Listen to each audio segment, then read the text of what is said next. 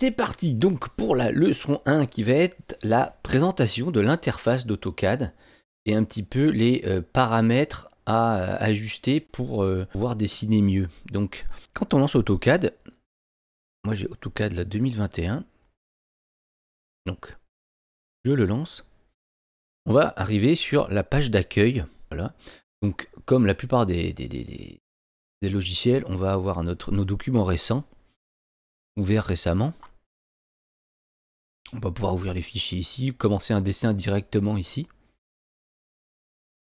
Ici, il nous demande quel gabarit on veut. Alors, les gabarits, c'est en fait un peu les modèles. Même complètement les modèles. C'est comme dans Word ou Excel. C'est les fichiers qui finissent avec un T, comme template, qui veut dire modèle. Donc je vous ai dit tout à l'heure que les fichiers AutoCAD, c'est DWG. Et les modèles, c'est DWT. Donc, en fait, c'est les templates. Vous voyez le chemin. App, data, local, Autodesk, AutoCAD 2021, template, Acadiso. Alors ça, c'est l'Acadiso, c'est celui qui est de base dans AutoCAD, qui est vierge en fait. Il n'y a rien dessus. Comme si vous faites un nouveau avec Word. Je sais pas si vous savez, j'ouvre Word. Hein, vous voyez là, document vierge. Il n'y a rien dedans. C'est un dot, D-O-T, pas un doc. Après, il y a d'autres docs. Voilà, là, j'ai ouvert un autre modèle. Et voilà, il me met document 1. Rien du tout. C'est nouveau. Ah, mais c'est aspect Word 2020. Après, il y a des documents qui sont déjà créés, en fait, pour pas avoir à tout refaire. J'appuie là, hop, il y a déjà qui est tout fait. Ah, il m'a mis mon prénom. Il m'a tout mis en italien, en plus. Je sais pas pourquoi. C'est marrant. Ah, si, peut-être que je l'ai mis en italien. Bref. Et là, il met document 2. Donc, les modèles ne sont pas... On peut pas les écraser. C'est ça qui est bien. C'est quand on lance sur Word ou sur AutoCAD, si vous faites nouveau à partir de Acadiso, donc je fais ça, ouvrir, hop, il m'ouvre dessin 1. Il m'ouvre pas Acadiso. Pour modifier un modèle, pour créer un modèle, il va falloir aller ouvrir. Donc ici, il ouvre un onglet en haut, là, on peut fermer ici. Pour revenir ici dans début, c'est l'onglet du début. Alors ça, c'est un petit peu énervant dans AutoCAD, c'est qu'on a cet onglet début ici et on a un autre onglet début ici. On va retrouver tous les outils. Mais bon, on reste ici sur l'interface du début, sur l'accueil. Donc, je disais, si on veut modifier ou créer un modèle, il va falloir l'enregistrer sous en tant que modèle, en fait.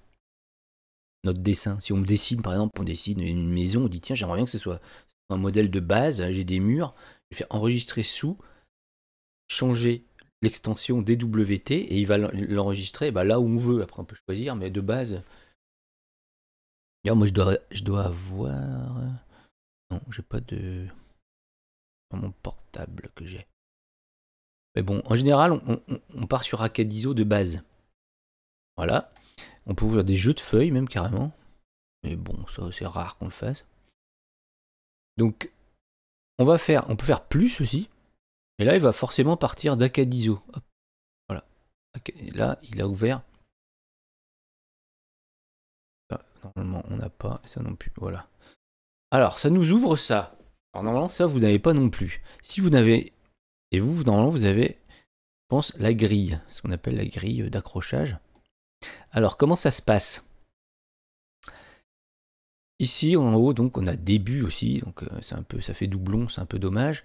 On a ce début-là. On a insertion, annoté, paramétrique, vue, gérer, sortie, complément, collaborer, application associée. À 95% du temps, on va utiliser que cet onglet début. Tout de suite, c'est pas la peine d'avoir peur de tous les onglets qu'il y a. Il y a 95%, on va utiliser cet onglet-là qui comporte donc tous les outils de dessin, on appelle ça. Donc c'est si vous vous rappelez la présentation que j'ai fait au début, c'est nos fameuses règles, cercle, hexagone, rectangle, tout ça.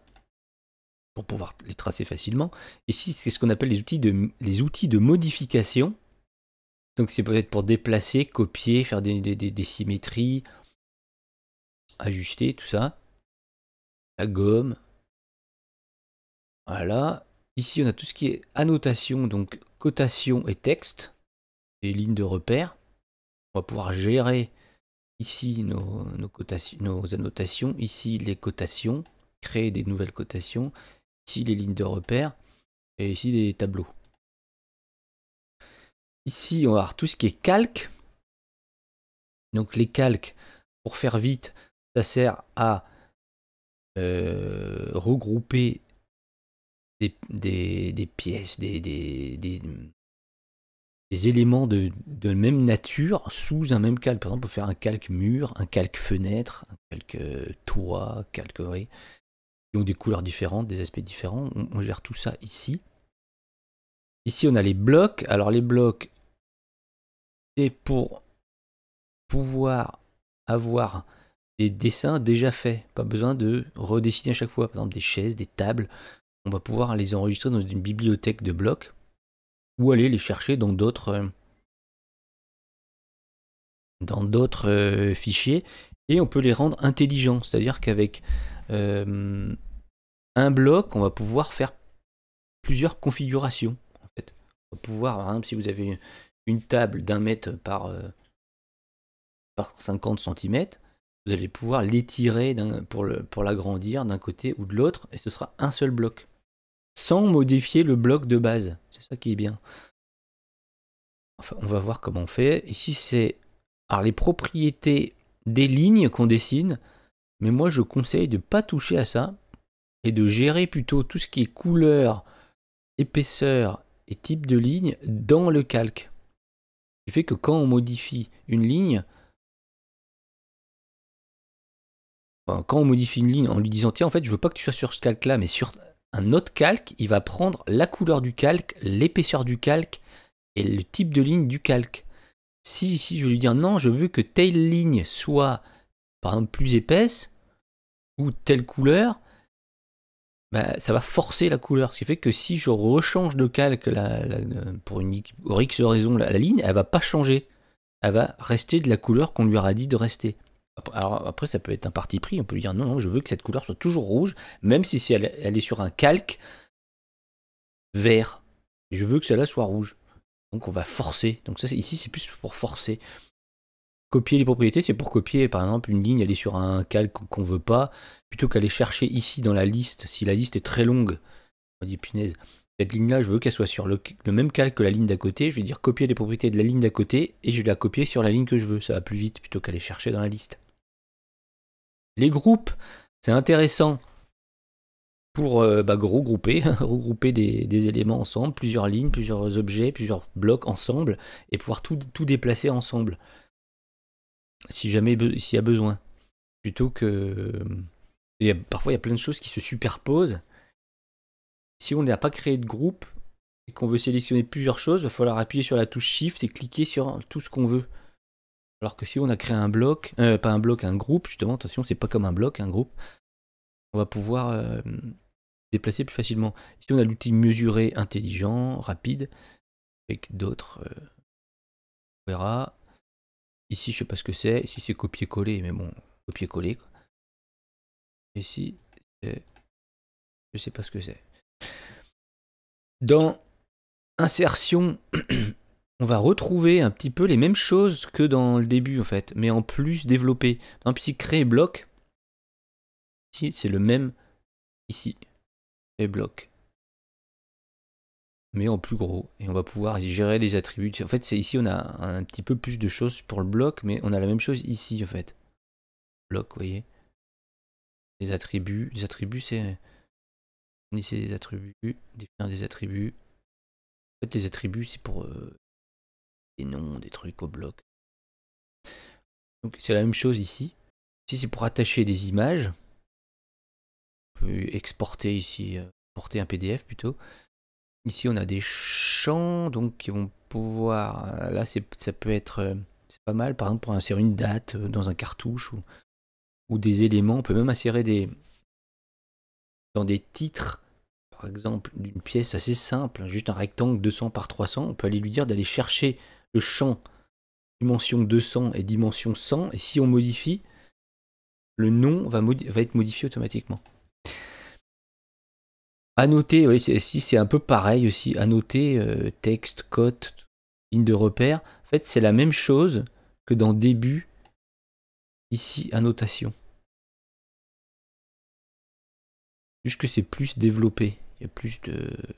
Par exemple, le nuage de révision, là, ou nettoyer. Ces deux choses-là, elles sont dans début, ici. Nettoyer, ici. Et nuages de révision. C'est pour ça que je vous dis qu'il y a déjà tout là, en fait, pratiquement. Ici, c'est juste un peu plus détaillé, peut-être. Un peu plus développé. Paramétrique, donc ça, on verra peut-être. Mais c'est pas sûr. Ici, les vues, donc c'est pour les mises en plan. Et on va avoir aussi la palette d'outils, les propriétés, les blocs. Ça, c'est important. On a affiché les palettes. Alors, les palettes, c'est par exemple propriété. J'affiche, vous voyez, c'est une palette qui est là, que moi, je cache automatiquement en allant ici. Je survole, hop, et voilà. Et quand je survole, il s'affiche. Donc, de base, je le mets, en fait, toujours. Le bloc, on peut aussi l'afficher. Moi, je le mets à droite, là. Pareil, je lui dis, ça c'est mes blocs que j'ai créés. Je lui dis, tu peux te cacher automatiquement. Voilà. Et palette d'outils, pareil, elle se met à droite, où il y a déjà, c'est une palette d'AutoCAD, où il y a déjà des blocs. Plusieurs choses, vous voyez, véhicules, arbres, il y a déjà des blocs intelligents, parce qu'en fait, on voit l'éclair à côté, ça veut dire qu'ils sont intelligents, ils sont paramétrables, comme je vous ai dit tout à l'heure. On peut, par exemple, la fenêtre, on va pouvoir l'étirer, la être plus haute, plus basse.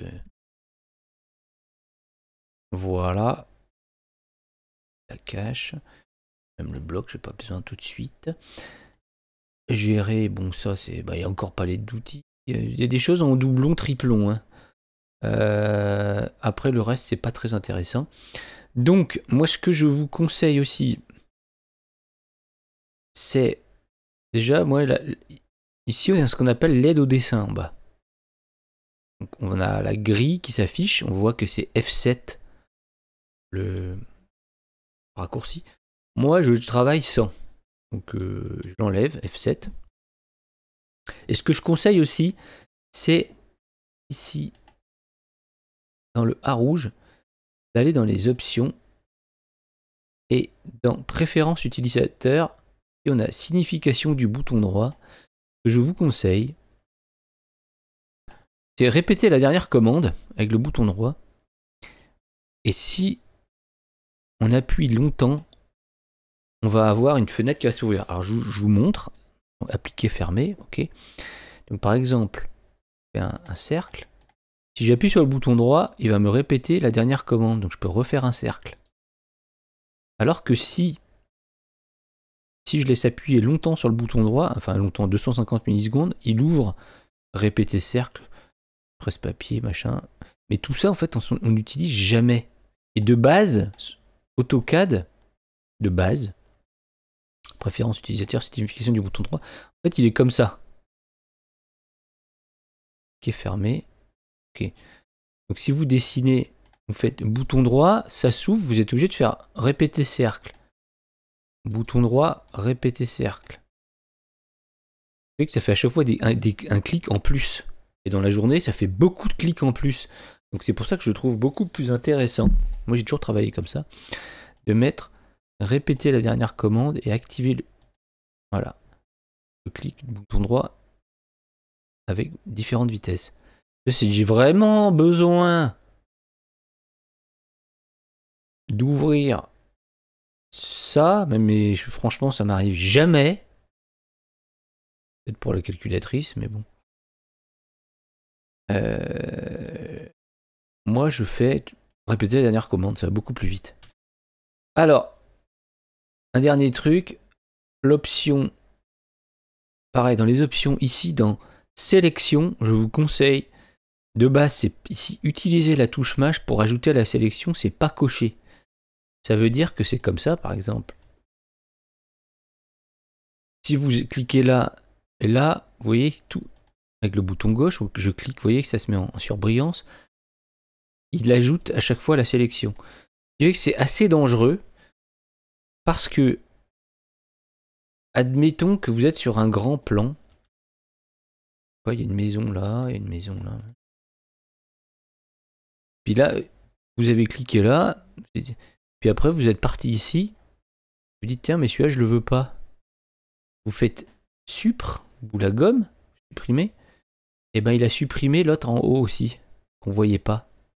On avait oublié qu'on l'avait sélectionné.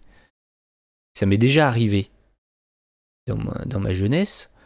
Donc, quand j'ai découvert ça, je me suis dit, c'est un petit peu comme tous les logiciels, c'est faire l'inverse. C'est j'utilise la touche Mâche pour ajouter. Donc, si j'appuie là et là, hop, il désélectionne les autres. Je suis sûr qu'il n'y a pas autre chose de sélectionner ailleurs. Donc, si je veux ajouter à la sélection, j'appuie sur Shift, donc la flèche du haut, et là, il me rajoute. Et dernière chose, dans l'utilitaire de dessin, on va avoir ici les unités.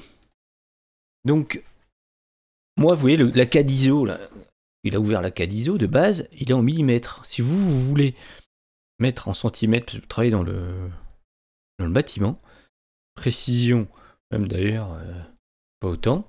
Après, vous pouvez enregistrer sous, justement, hop, DWT. Alors, soit vous donnez un nom à vous, vous dites, bah, ça va être mon template à moi, mon modèle à moi. Enregistrer. Alors, gabarit, dessin métrique normal, utilise des styles de traces dépendant des couleurs. Métrique, tu vois, comme nous rapprocher, je sais pas ce que c'est. Ok. Ce qui fait que maintenant, si je fais plus, toujours à CAD ISO, mais si je vais sur début, je vais lui dire gabarit, ouvre Ryan, hop, vous voyez, il ouvre, il y a déjà ça dessiné. Maintenant que j'ai ouvert Ryan une fois, maintenant si je rajoute d'autres dessins, il me rajoute à chaque fois Ryan. Donc, en gros, et à chaque fois, vous voyez, il met du dessin 3, dessin 4, c'est pas Ryan DWT, il m'ouvre un nouveau. Donc là, je vais faire CAD ISO à nouveau, pour rien avoir, voilà. Voilà, en gros, pour la présentation. Si je vous dis. Ici, on a ce qu'on appelle la boussole. Alors, c'est pour surtout quand on travaille en 3D. Si jamais, sans faire gaffe, vous appuyez quelque part, vous voyez que ça s'en va. On appuie sur le. Là, je suis en 3D, vous voyez. Vous appuyez sur la maison. Et après, haut. Voilà, et ça revient. C'est ce qu'on appelle le SCU. On verra aussi plus tard comment faire. Et pour pouvoir se mettre la croix, là, le pointeur de travers, si jamais on dessine de travers. On peut changer l'orthogonalité en fait. Et ici, enfin, on a ce qu'on appelle l'espace objet. C'est là où on dessine.